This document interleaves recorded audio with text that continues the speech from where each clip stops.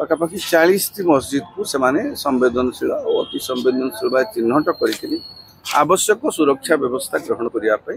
जिला पुलिस कर्तृपक्ष को निर्देश देखते आमर गोटे कथा हूँ prevention is better than cure. आपण रोग हवा पूर्व प्रतिषेधक व्यवस्था ग्रहण करने रोग हेले मेडिसिन खाइबा ठू बेटर। तेणु देखु आम पड़ोशी राज्य पश्चिमबंग जेहेतु वक्फ को लेकर हिंसा टी उग्र रूप धरी हुए तार प्रभाव अन्य केतक राज्य तार प्रतिवाद देखा मिलूँ हुए तो तार प्रभाव ओडिशा देखा जाई पारे से आशंका पुलिस कर इंटेलिजेंस को आधार करती मस्जिद 8टी जिलार पाखापाखि 40 मस्जिद को संवेदनशील और अति संवेदनशील भाव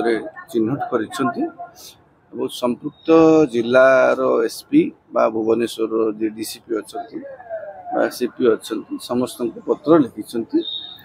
आवश्यक प्रतिषेधक व्यवस्था सुरक्षा व्यवस्था ग्रहण करने कारण या नहीं वर्तमान देश तमाम विभिन्न अंचल असंतोष हिंसा उद्रेक होची। तेणु से परिस्थिति ओडिशा रे जमीती से भली किसी परिस्थिति सृष्टि न हुए से भली परिस्थिति सृष्टि हेल्ला आम केमती एड़े पारिबा